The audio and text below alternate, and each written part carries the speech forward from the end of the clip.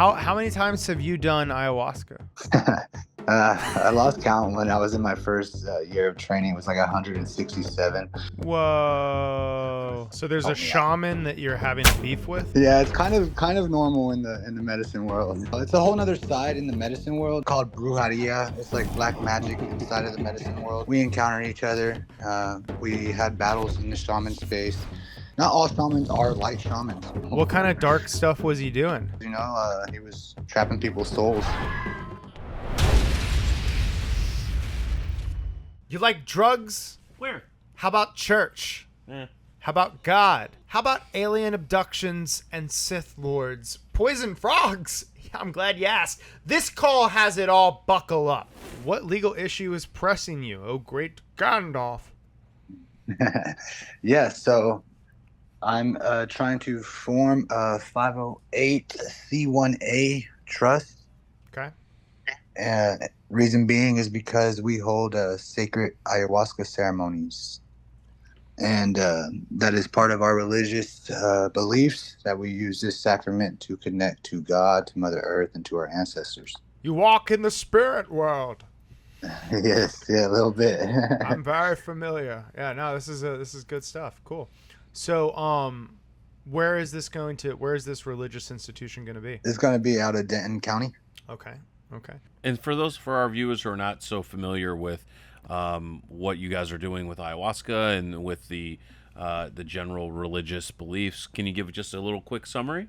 Yeah, so ayahuasca is an Amazonian medicine. It is used in the tribes of the Amazon, and it is used for many things. It can help heal trauma.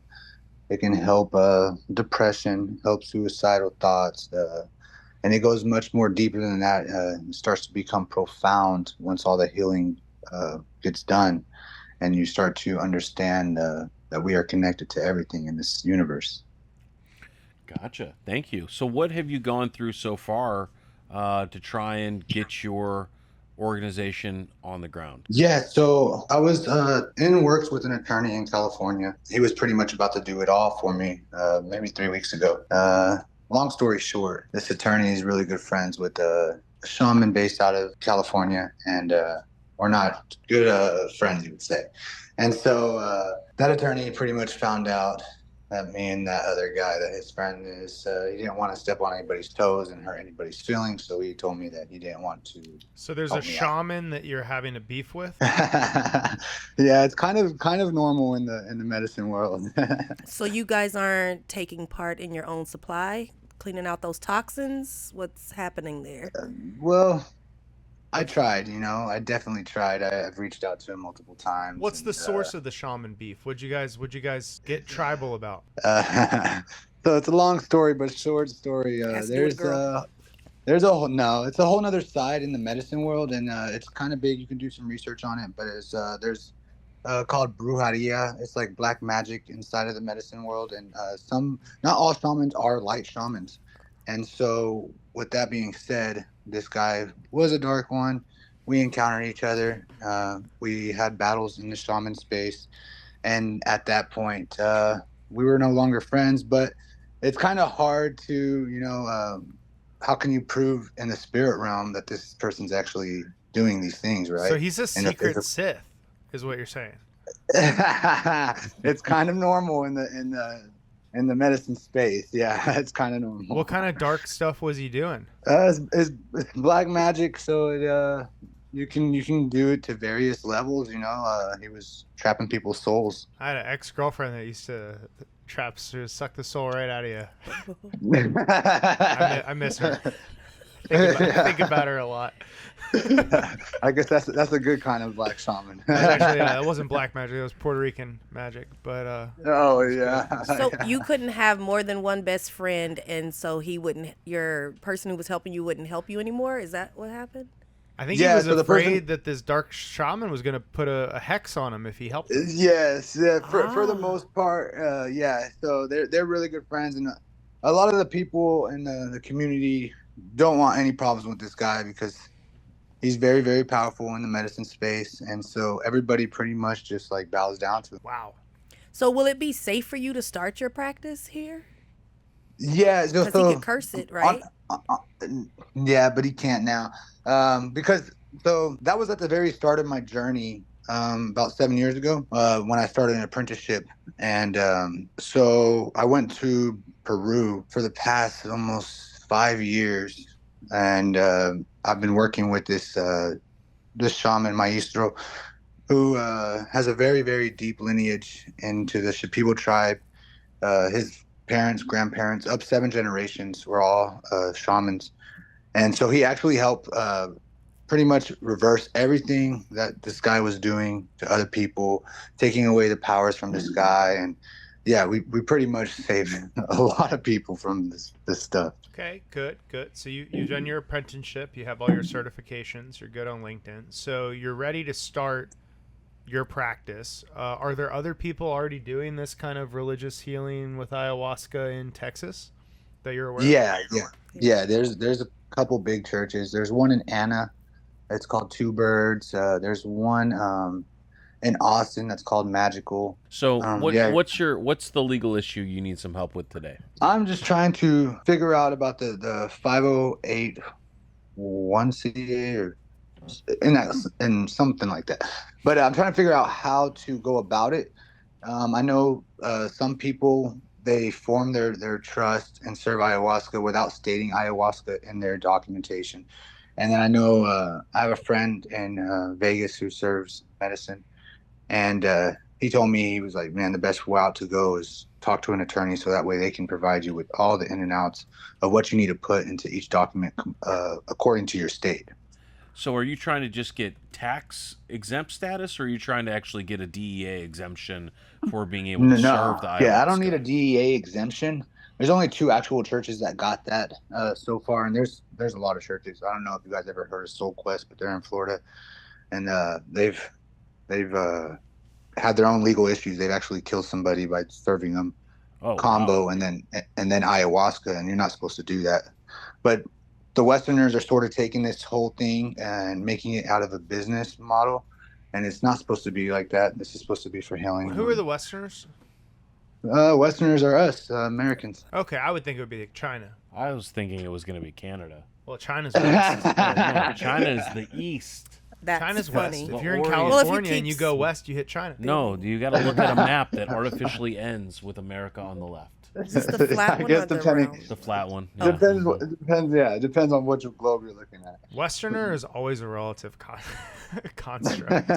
No, so what's the usual nonprofit code number or whatever? I'm the layman. So 501c. That's what I'm familiar with, but he's saying 508. Yeah. So are you setting up? You're trying to set up a trust, right? So 508c is for churches, faith-based organizations, or FBOs. Okay. What those are. So part of your designation, if you're looking at the 508c1, what you're really asking for is, can you get the exemption? And this is going to kind of dive off. There's been a lot of big cases about whether churches that serve ayahuasca, or whether you call it a church or a different institution name, whether they can serve it or not. And the Supreme Court has said that you can, and you've got to follow certain things. And if it's a sincerely held religious belief, then you're allowed to do it. It's been law for decades. I get real religious Friday nights, Saturday nights. Yeah. Sometimes on Tuesday mornings. Hold those beliefs. Yeah, and so it's allowed to happen. But the bigger hurdle is, there was actually a recent Supreme Court opinion just a couple weeks ago about how one organization kind of failed to do the paperwork right. And all that meant was that they couldn't get the tax exempt status. So if really what you're looking for is like the ability to be able to do it, there's some resources we're going to be able to send you separate and apart from the tax side, which you would definitely want to have an attorney help with.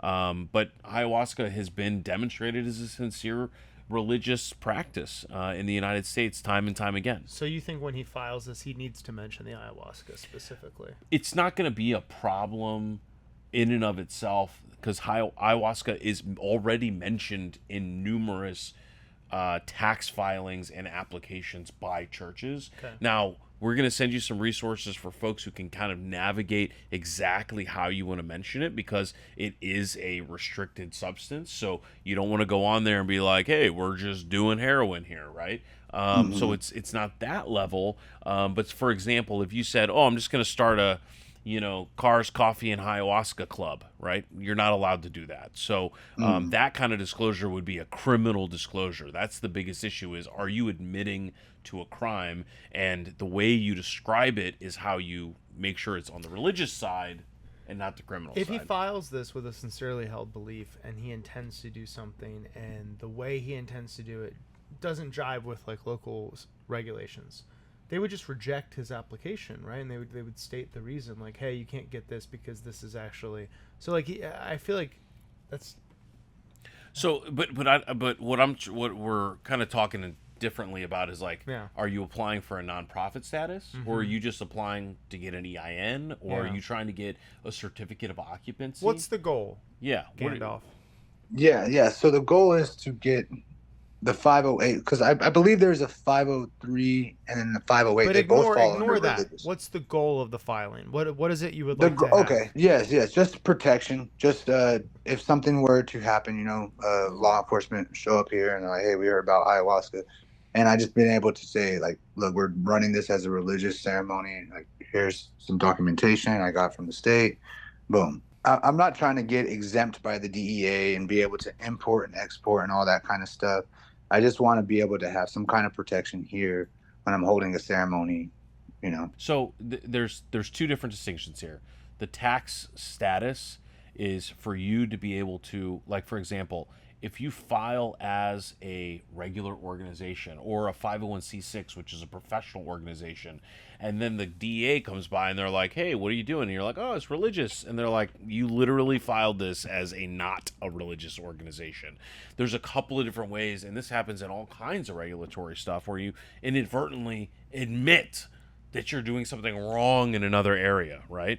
And so that's kind of one of the reasons why people are saying you need to use an attorney to make sure you're filling this out correctly. But at the end of the day, you're already advertising that you're doing ayahuasca. So that's not really going to be the secret. It's really how are you doing that in relation to your religious business. So we can definitely send you some resources on that because it's frankly a very popular topic. Understandably, Yeah. Josh is very interested. Very interested.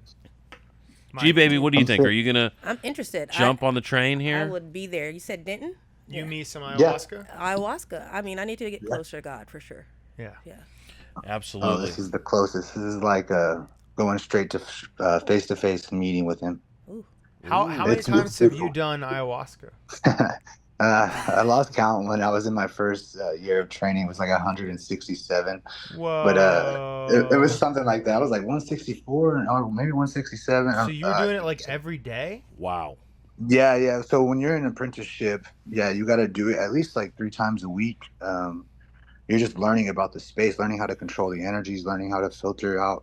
It gets super intricate. When we go to Peru, we practice bringing in a patient and being able to do what they call like a spiritual X-ray. And this patient doesn't even have to drink the medicine. This is how it was done before the 90s. Only the lineage would get to drink the medicine, and you would just come and sit with the shaman. And so they taught us how to do a spiritual X-ray. You can scan the patient in the space, see cancer, see negative energies, see blockages. You can see anything that is unaligned with the patient's highest being. Now, I question legal Yeah. jargon when you say patient versus whatever you would call a congregant or someone at a A religious member. A member, yeah. If you start using the word patient, then you're teetering into medical or It's important. The terminology can be very important. Do you guys typically refer to them as patients or members or? So in the tribe, in the Amazon, it's a medicine, so even the shaman is a patient of the medicine. I guess when you meet up in a congregation and, in a ceremonial setting, it can be taken in both contexts because we are all members of the tribe, but then we're also all going under the medicine. We're all becoming a patient, open vessel to become a better person. What's the craziest thing you've seen on ayahuasca?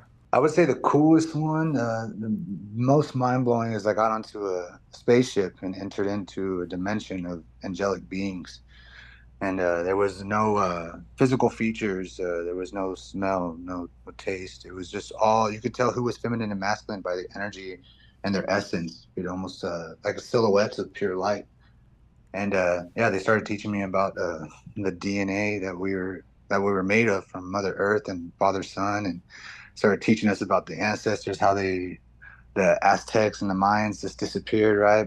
And the 2012 calendar, and how that was just the ending of the calendar, because that was actually when the Great Awakening was going to start happening in Mother Earth, and the sun were going to start rising in vibration, and yeah, yeah, I don't That's a know. lot. That's So, a lot. Yeah. I yeah, was it wondering gets a what the lot more. disclaimers would be. You already mentioned death is a possibility in one of the cases. I forgot where he said that. So we realize death is a possibility. Alien abduction. Yeah. So but what's one of the other things No, that you want to so warn that's people about? Like, so yeah. Ayahuasca is really not dangerous at all. Okay, it's just it's when you mix it with other things.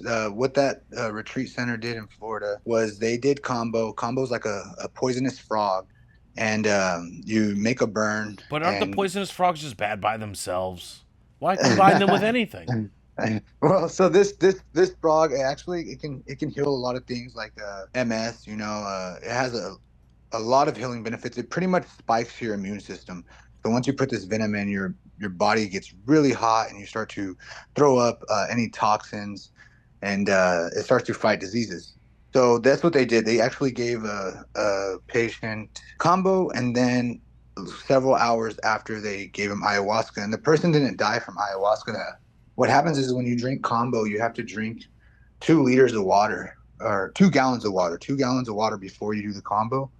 And then when he did the combo, he threw up a lot, and then he started drinking a lot of water again, and then he did ayahuasca, and he actually ended up having water overdose. I forgot the actual Gee, medical baby, I term. think I already know the answer to this, but help me. how are you going to feel when someone's like, we're going to do this poison frog? What's your reaction to that? Not the poison frog. Dealt with a lot of dangerous species on this earth, mostly men, but I don't know. Sorry. I feel like your reaction would be something around, oh, hell no. Oh hell Like- no! You can keep your poisonous frog. You can keep all your frogs, honestly. I'm in. Yeah. I'm in. Give me the poison frog. Yeah, I just don't want to overdose on water. that sounds the hard. Yeah, The that's waterboarding. that's what I'm your way to against. heaven. Yeah. That is a bitch ass way to die, overdosing on water. All right.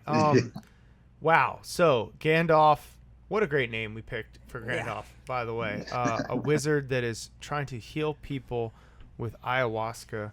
Yeah. Pretty cool stuff you're doing. I don't know if I just want to say I can't co-sign on everything you said. You said a lot of stuff, right? We're not fact checkers here. We're here to have a conversation, and I feel like you have a positive energy and a positive spirit. You're just trying to help people. That doesn't mean I necessarily understand or agree with everything you said. But he's in for a ceremony. Yeah, I'm. Here's the thing. I'll try anything once, and Except the poisoned frogs. I'll take all three of Poisonous the frog. under the poison right frogs. circumstances, I could be talked into poison frog. I need to look at some peer-reviewed science. You know, I'd probably let someone I don't like as much try it first, and I'd gauge their reaction to it. Yeah. You know? I'm with it. I get this stuff legalized, and I'm there. I'm Right. not too far from Denton. I'll go right up there Right. and That'd be perfect. and meet the Lord. All right. Well, look, Gandalf, there is an important thing I got to mention on any call that relates to this topic, which is that there are statutes that exist that protect what you're trying to do, and there are paths for getting these certificates and exemptions, whether through courts or through the DEA, that can ultimately lead you to the tax-exempt status you're talking about. We're going to send you some of those resources. This is an evolving area of law. You can imagine there are a couple of prudes in this nation that don't want you to do your ceremony, but there's more people out there that do, like all of the folks here. So we do love you and your sincerely held religious beliefs, and we're really glad that you called the Barely Legal Show. Yeah. Thanks for calling. Thank you guys all for your help. Good luck, Gandalf. Fly. I hope the Goodbye, Supreme yeah. Court doesn't say you shall not pass. All right, thanks, man. All right, thank you guys. Have a good day. You too. That was more of a Bane voice. I'm not gonna lie. He kind of got very Gotham needs you. That was fun. What'd you think about that, G baby? I know felt like the vodka was coursing through my veins, and I was very close to this guy. Like I was ready for the next step. you were in. You Yeah, were in. I We was put a in. little Remember that? ayahuasca in your vodka. Just a little so- ayahuasca in my solo cup, and Yeah. let's move with I it. mostly really liked him, but there were several times when he was talking, it took every ounce of self-control. Like, no, I just wanted to be like, no. He was like, poison frog cures MS. Pretty sure it doesn't. Pretty sure no. No, I'm pretty I'm confident pretty the MS sure- stops growing when you're dead. I think Yeah. it kills everything. think it does It cures everything. everything. Yeah. I think he was a cool guy. I like what he's doing. I like the spirit of it. Probably some things that I don't know about. Dark Sith warlord. Yeah. like, Also, okay, all right. in-depth tax cases are, one, fraught with trouble and error and complexity. So Yeah. that's the thing. With those issues, definitely need to get an attorney, but we're going to get him some resources to help in the right direction. The nice thing is that in Texas, there are a number of places that have already gone down this route. Yeah. No need to reinvent the wheel. 99% of the law is just copy-paste. Yeah. So it's a lot of what happens, just understanding what's the right thing to copy-paste. I think once he gets this through, we go up there, we try it. I think we I'm with have it. to. In the comment section, tell me, would you try ayahuasca? It's a yes for me. It's a yes for me. I want to do it. try ayahuasca. Wow. End of the It day. can't all be great. All right. If you have a crazy legal story and you want to talk to some lawyers anonymously, for free, call us. Wait, we're not getting paid? Nothing at all. I don't know how we're going to pay for it, to be honest.